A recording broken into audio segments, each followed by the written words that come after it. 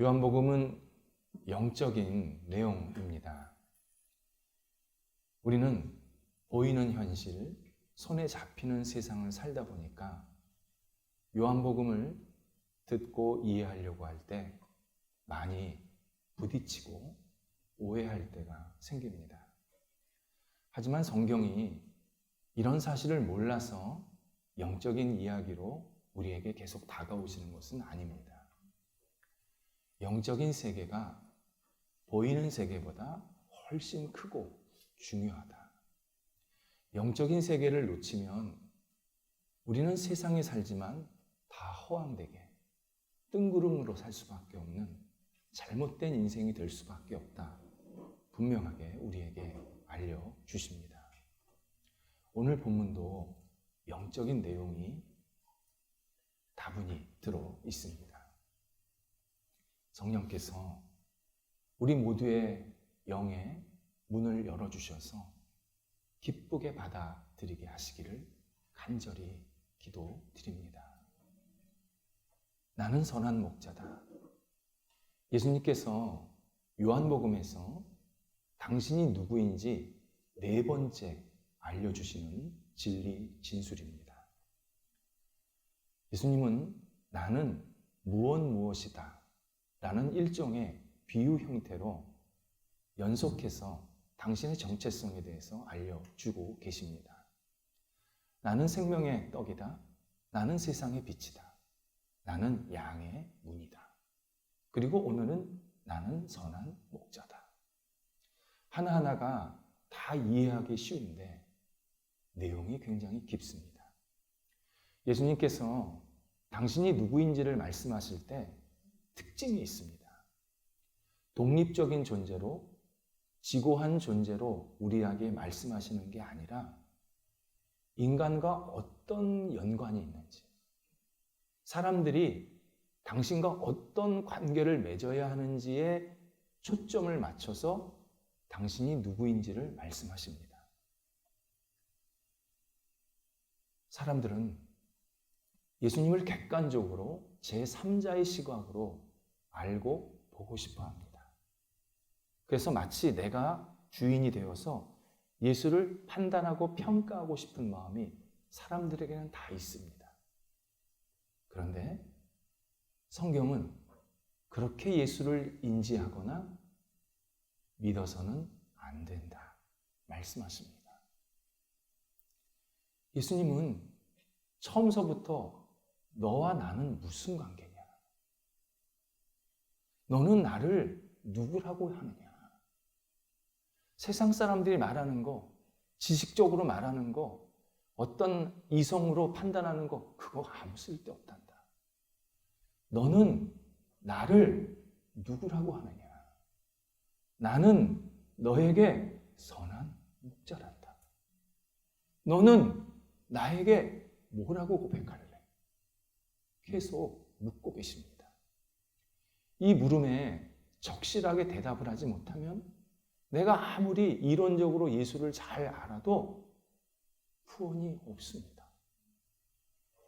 이 질문에 내가 진실하게 올바르게 답을 하게 되면 내가 좀 예수를 몰라도 믿음이 좀 부족해도 그에게 하나님께서 놀라운 은혜와 후원을 허락해 주십니다. 예수님께서 우리에게 말씀하십니다. 나는 선한 너의 목자란다. 세상에는 여러 목자가 있습니다. 크고 작은 또 우리 사회, 우리나라의 지도자 다 목자 역할을 하고 있는 중입니다. 그런데 이 목자 중에서 한 사람이 제일 먼저 만나게 되는 목자가 있습니다. 부모입니다. 한 사람이 태어나면 부모가 나의 첫 번째 목자가 되어줍니다. 그래서 부모가 평생 자녀를 뒷바라지하고 먹여주고 관심 갖고 아껴주고 그러한 생활을 평생 하게 됩니다.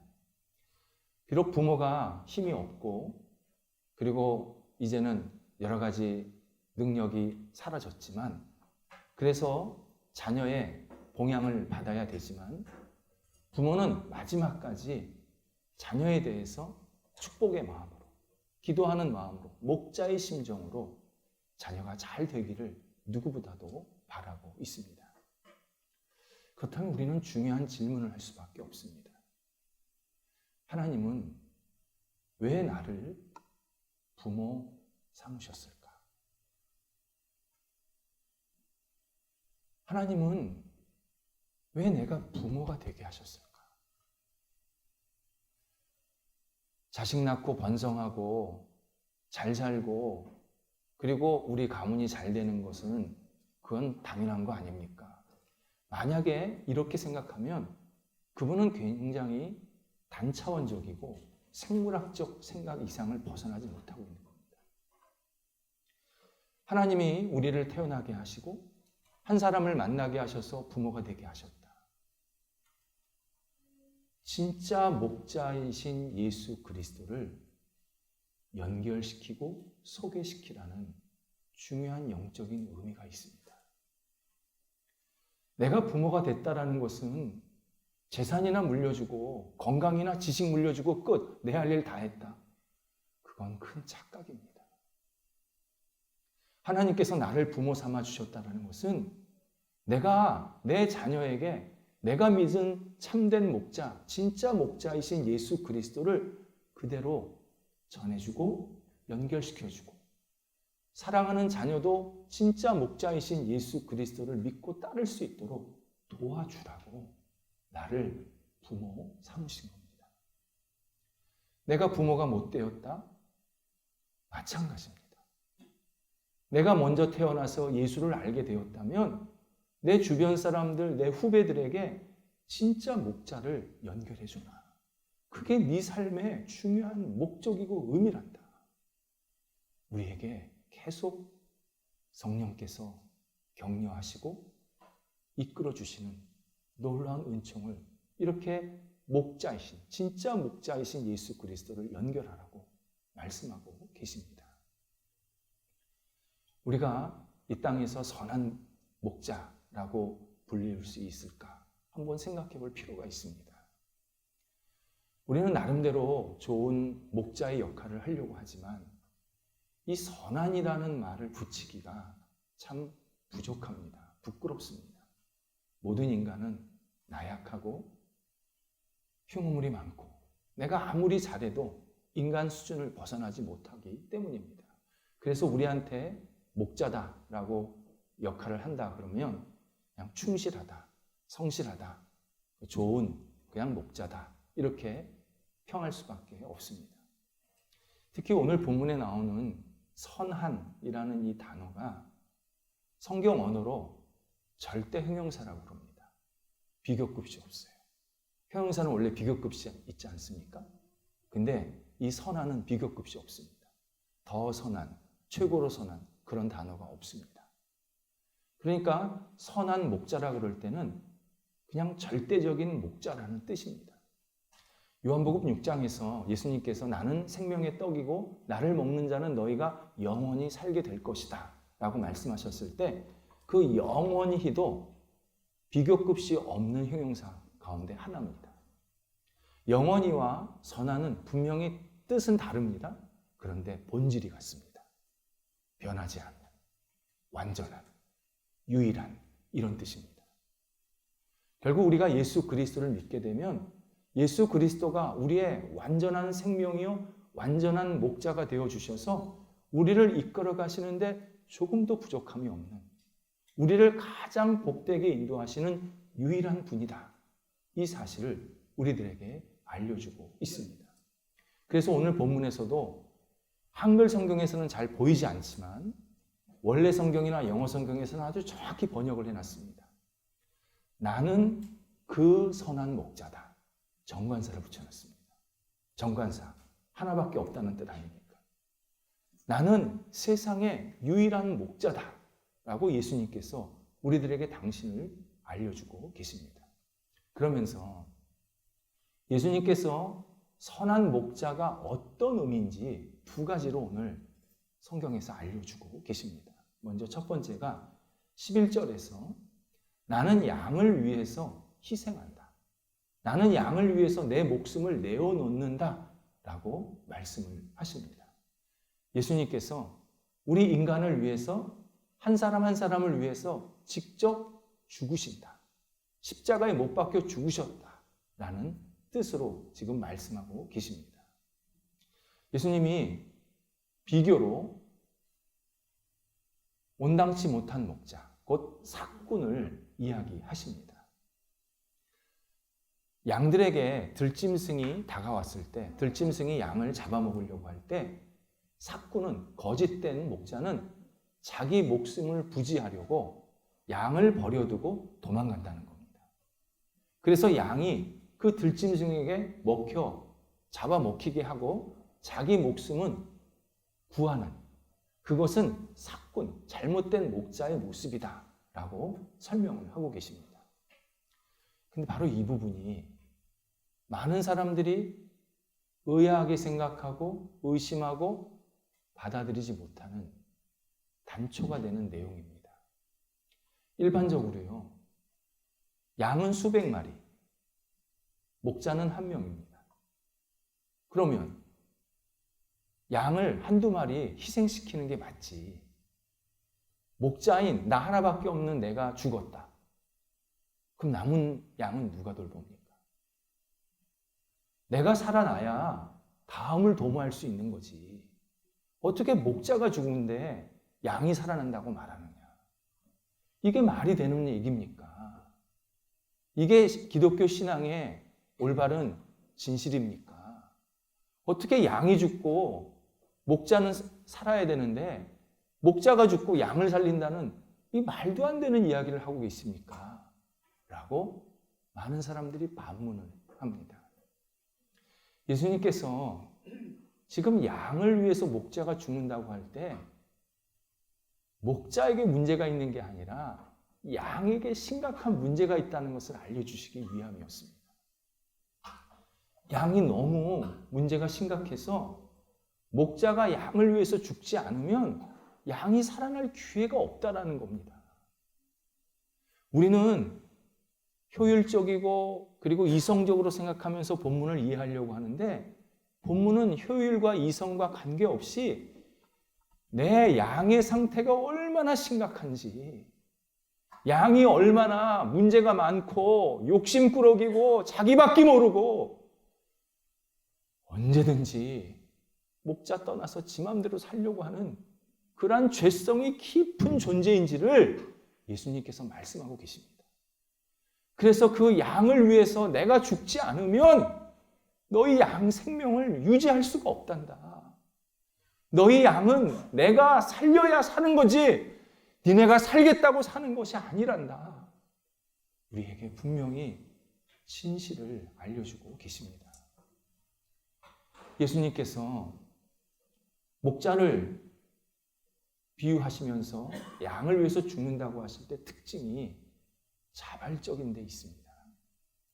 예수님은 당신의 문제 때문에 억지로 어쩌다 보니 우연히 십자가에 죽으시는 게 아니었습니다. 인간이 심각한 문제에 있는 것을 아시고 어떻게 해야 이 인간을 내가 구원할 수 있을까? 오랫동안 계획하고 준비하셨다가 그래서 선택하신 구원의 방법이 십자가 위에서의 죽음입니다. 성경은 그래서 창세 전부터 우리를 위해서 십자가에 죽기로 결심하셨다, 계획하셨다라는 표현을 쓰고 계시는데 이런 뜻입니다. 창세 전에 우리가 태어날 때부터 예수님은 우리의 심각한 문제가 있는 것을 아시고 우리를 위해서 십자가에 죽으시겠다고 결심하셨다는 겁니다. 계획하셨다는 겁니다. 준비하셨다는 겁니다. 그리고 실제로 우리가 이 땅에 살면서 수많은 죄의 범벅이로 살면서 헤매고 있을 때 우리를 위해서 십자가에 죽으심으로 우리의 죄를 깨끗이 용서해 주시는 길을 활짝 열어놓으셨다. 먼저 우리를 예비해 주셨다. 구원을 예비해 주셨다라는 의미로 예수님께서 십자가를 지신다라고 표현하고 있습니다. 특별히 예수님께서 십자가를 지신다고 할 때 이 땅에 탄생하실 때부터 계속 십자가를 염두에 두셨습니다. 우리는 30년 후, 100년 후 내 인생을 딱 이렇게 정하지 못하지 않습니까? 근데 예수님은 내가 인간을 위해서 십자가에서 죽어야겠다. 이걸 태어날 때부터, 탄생하실 때부터 다 준비하셨던 겁니다. 그래서 30세에 공생애가 시작이 될 때 그 공생의 시작 때부터 마지막까지 전부 십자가에 연관된 행동과 말씀을 계속 하십니다. 정말 놀랍도록 일관성 있게 십자가 이야기를 하십니다. 오늘 본문도 그렇습니다.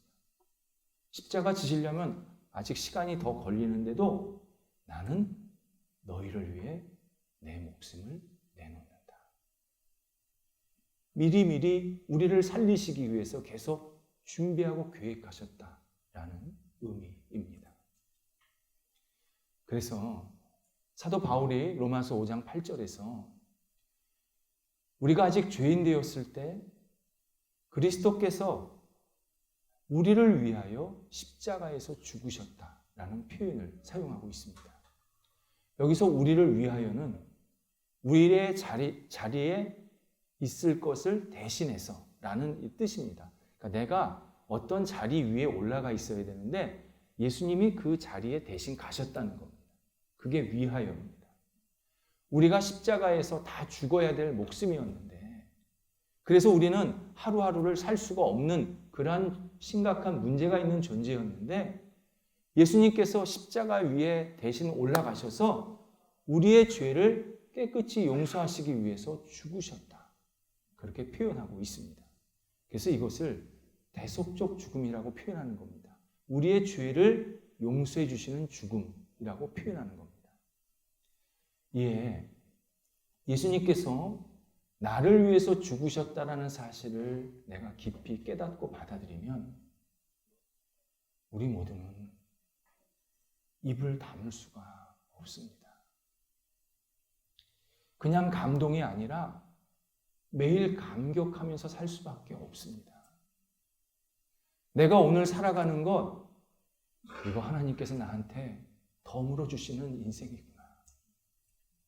내 죄악 때문에, 내 허물 때문에, 내 흉 때문에, 내 탐욕 때문에 나는 벌써 죽었어야 되는데, 그것도 여러 번 죽었어야 되는데, 예수님께서 나를 살리시기 위해서 십자가의 죽으심으로 내가 오늘도 이렇게 덤의 인생을, 플러스 1의 인생을 오늘도 살고 있구나. 이걸 깨닫게 되면요, 우리는 감격하면서 예수 그리스도께 눈물을 흘릴 수밖에 없습니다. 그래서 세상에는요, 십자가의 은혜를 깨닫고 고백하는 인생과 십자가와 전혀 상관없이 십자가는 남의 이야기고 2000년 전 예수 이야기고 나랑은 아무런 관련이 없는 이야기로 받아들이는 사람, 영적으로는 두 사람밖에 없습니다. 사람들은 다양하게 뭘 이것저것 채우려고 그러고 뭔가를 막 생각하려고 하는데 영적으로 보면 딱 두 가지입니다. 내가 십자가의 은혜를 깨닫고 깊이 매일매일 감격하면서 사는 인생이든지 아니면 나는 내 인생 살 거야, 내 마음대로 살 거야 하면서 그냥 마치 내 능력으로 살아가는 것처럼 계속 가든지 둘 중 하나밖에 될 수 없습니다. 후자는 시간이 지날수록 인생의 갈증을 느낍니다. 헛헛합니다. 이게 단가? 그리고 끊임없이 뭔가를 막 잡으려고 그럽니다. 사람들이 왜 술독에 빠지는지 아십니까? 헛헛해서 그렇습니다. 사람들이 약물에 왜 취하는지 아십니까? 헛헛해서 그렇습니다. 십자가의 은혜를 받지 못하면, 십자가의 은혜를 깨닫지 못하면 내 영혼 속에 엉뚱한 것을 계속 채우면서 갈증을 느낍니다. 반면 전자는 내 삶의 의미가 완전히 달라집니다. 내가 오늘 사는 것도 감사, 내일 살 수 있는 것도 감사. 그저 하루하루가 하나님의 선물이구나. 매일 기쁨과 감사함으로 주님과 동행하는 삶을 계속 살아가게 만드십니다. 두 번째, 예수님께서 선한 목자라고 하실 때 12절에서 내가 양을 너무 잘한다. 그래서 내가 양을 가장 복된 길로 이끈다라는 말씀을 하고 계십니다. 그 말씀을 뭐라고 표현하셨냐면 제 양, 자기 양이라고 표현하셨습니다. 우리가 예수 그리스도를 믿으면 예수님이 우리를 남한테 주시지를 않습니다. 넌 내 양이야. 넌 내 양이야. 난 절대 너 뺏기지 않아. 우리를 안아주시면서 가장 복된 길로 이끌어 가시는 최고의 유일한 목자이심을 선한 목자라고 표현하고 계십니다. 제가 예전에 이런 경험을 한 적이 있습니다. 지금은 목회 환경이 많이 바뀌었습니다. 예전에는요, 한 사람이 교회에 오시면 그분이 등록을 하게 되고, 등록하면 등록 신방이라 그래서 그분 댁을 찾아가서 같이 기도하고 말씀 나누고 앞으로 신앙생활 잘 하시기 바랍니다. 권면하는 시간을 가졌습니다. 요즘에는 등록 신방 자체가 어렵습니다. 워낙 맞벌이도 많고 또 이렇게 찾아가는 것도 쉽지 않아서요. 교회에 새로 한 분이 등록을 하셨고 그분이 사시는 곳이 제가 담당하는 곳이어서 등록 신방을 가게 되었습니다. 그분은 나이가 좀 드셨고요. 혼자 사셨는데 애완견을 3마리 키우셨습니다. 그때는 반려견이라는 말이 없었습니다. 그때는 강아지 키운다 그랬는데 그냥 이렇게 좋은 표현으로 애완견 3마리 키우고 있었습니다. 같이 가셨던 분들과 함께 이야기 나누고 권면도 하고 앞으로 신앙생활 잘 하십시다 이렇게 말씀을 나누고 이제 기도를 하려고 그러는데 그분이 갑자기 목사님 얘를 위해서 기도 좀 해주세요. 그래서 강아지 한 마리를 저한테 디미는 겁니다. 제 인생의 첫 번째 강아지 신방이 됐던 거죠. 제가 선배한테 그런 얘기는 들었습니다.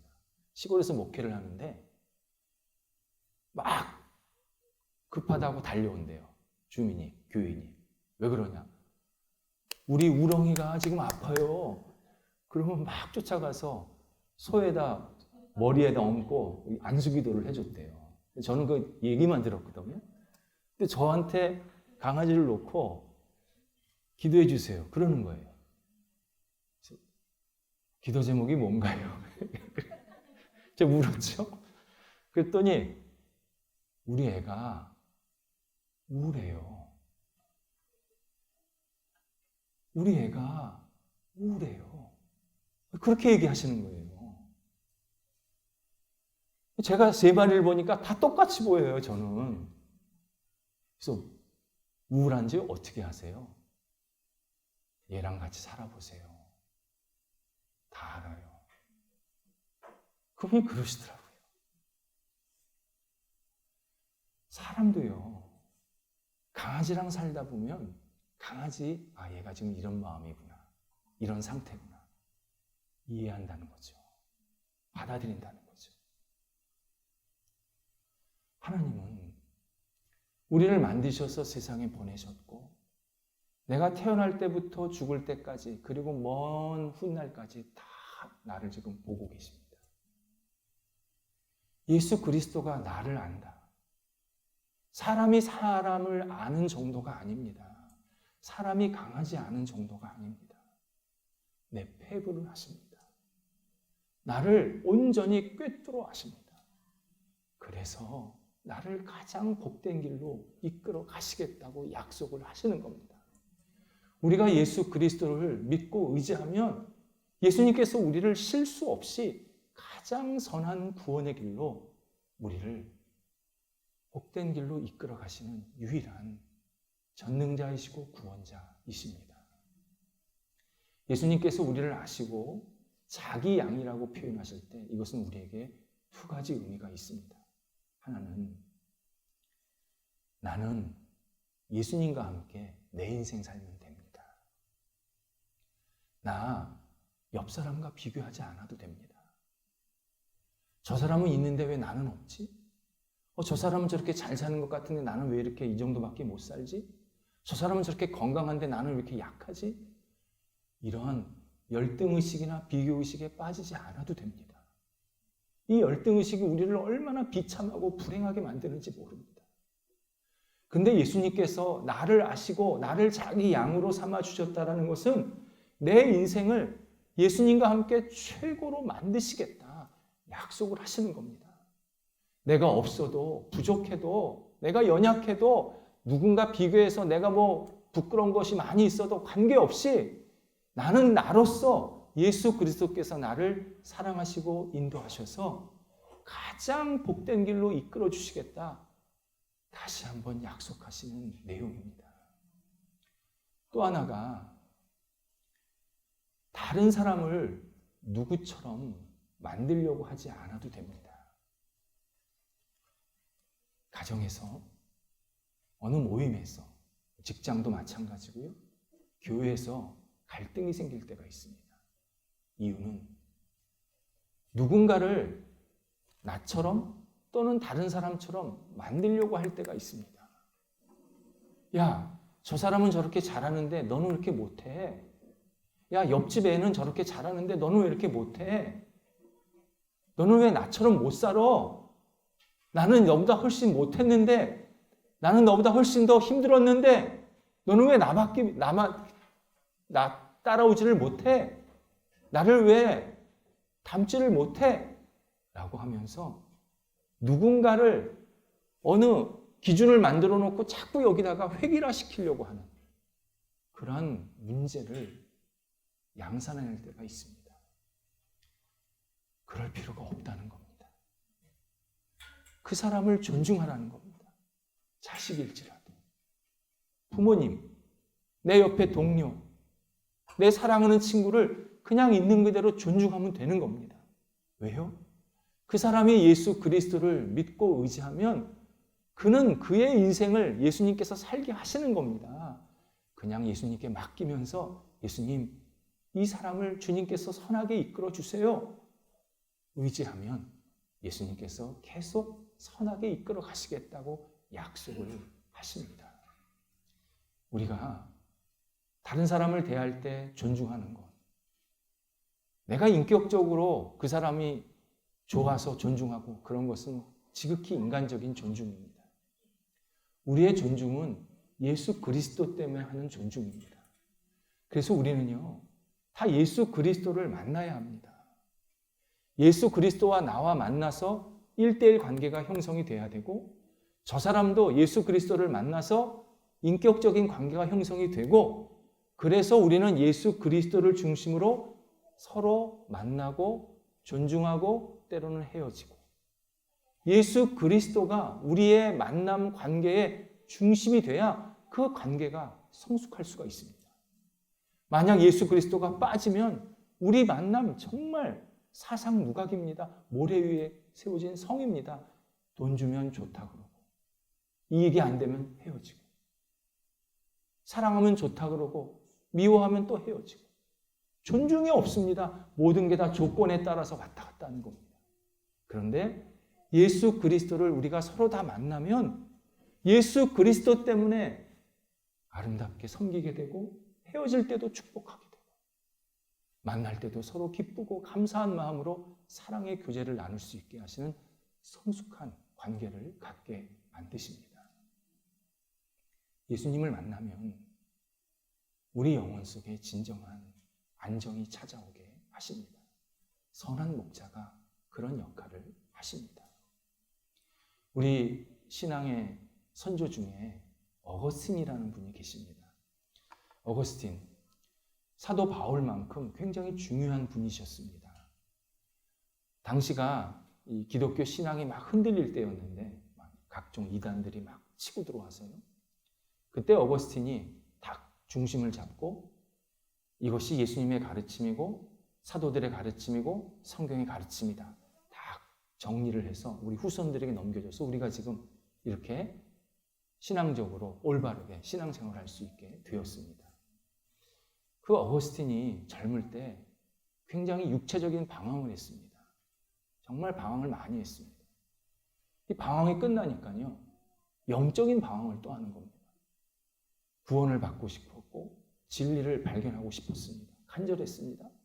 그러다 보니까 진짜 예수님 빼고 다 찾아다니는 겁니다. 그 당시에 소위 핫하다라는 종교 다 찾아다닙니다. 핫하다라는 선생, 철학자들 다 찾아다닙니다. 배웁니다. 근데 만족이 없습니다. 어거스틴이 아주 깊게 심취했던 종교 중에 하나가 마니교입니다. 마니교. 제가 며칠 전에 새벽기도회 때 말씀을 드렸는데 이란의 원래 나라가 페르시아입니다. 그 페르시아의 국교였던, 거의 국교였던 종교가 조로아스트교입니다. 지금은 이슬람이지 않습니까? 개종을 한 겁니다. 이란이. 그 조로아스트교를 비판하면서 새롭게 세워진 종교가 마니교입니다. 마니교 굉장히 철학적으로 깊습니다. 제가 마니교에 관한 글을 쭉 읽었는데요. 굉장히 깊습니다. 철학이에요, 철학 완전. 거기에 심취합니다, 어거스틴이. 그런데 영혼의 평안이 없어요. 자기가 그렇게 열심히 마니교를 쫓아다녔는데 만족이 없는 겁니다. 버립니다. 그런데 그때 예수님께서 그를 만나주십니다. 인생이 바뀝니다. 마음의 평안이 찾아오고 삶이 새롭게 시작이 되는 놀라운 경험을 하게 되었습니다. 이 어거스틴 어머니가 신실한 기독교 신자였는데 어릴 때부터 어거스틴에게 너는 예수를 믿어야 된단다. 예수를 믿고 의지해야 네 인생이 제대로 간단다. 그렇게 강조를 했습니다. 근데 그때는 한 번도 그 얘기가 들리지 않더랍니다. 이건 엄마 얘기예요. 그렇게 엄마를 구박을 했는데 자기가 성인이 돼서 예수 그리스도를 만나고 나니까 엄마의 말이 확 들어오게 됐나. 그러면서 내가 신앙적으로 하나님께 영광을 돌리며 살아야겠다 하면서 그때부터 이 신앙적인 내용들의 글들을 썼고 많은 복음에 관한 내용들을 우리들에게 전해주게 되었습니다. 그가 이런 고백을 그 자기가 쓴 책 마지막에 쓰게 됩니다. 주님, 주 안에 안기기 전까지 제게는 쉼이 없었습니다. 이런 뜻입니다. 예수 그리스도시요. 주님을 만나고 나니 제 영혼에 진정한 평안이 찾아왔습니다. 제가 진정한 구원을 받았음을 고백하게 됩니다. 어거스틴의 이 고백은 우리 모두의 고백이 되어야 합니다. 우리가 예수님 안에서 주님이 제 선한 목자이십니다. 저는 주님을 떠나면 세상을 제대로 살 수 없고 길을 방황하게 되고 잃게 됩니다. 저는 주님을 만났기 때문에 내 인생의 최고의 복을 받았습니다. 주님 없이는 저는 하루도 살 수 없습니다. 라고 고백하는 그 사람. 하나님께서 가장 기뻐하시고 하나님께서 선한 목자 되어 주셔서 그의 인생, 그가 살아가는 모든 길이 하나님께 영광이 되는 복된 삶으로 계속 이끌어 주게 하십니다. 기도하겠습니다. 하나님, 예수 그리스도를 만나 예수 그리스도 안에서 진정한 평안과 복과 은혜를 누리게 해주셔서 감사합니다. 아직 예수 그리스도를 만나지 못한 분들을 예수 그리스도 안에 거하며 예수님과 함께 깊은 교제가 있게 해주셔서 하나님의 영광과 뜻을 이루는 거룩한 삶이 이어질 수 있도록 역사하여 주시옵소서. 하나님, 저희 모두가 오직 예수 그리스도 안에서 진정한 자유와 감사와 기쁨을 누리게 하시고 저희들이 오직 주님의 거룩한 자녀이요 주님은 저희의 선한 목자이심을 매일매일 고백하며 살아가는 저희가 될 수 있도록 인도하여 주시옵소서. 예수님의 이름으로 기도드립니다. 아멘.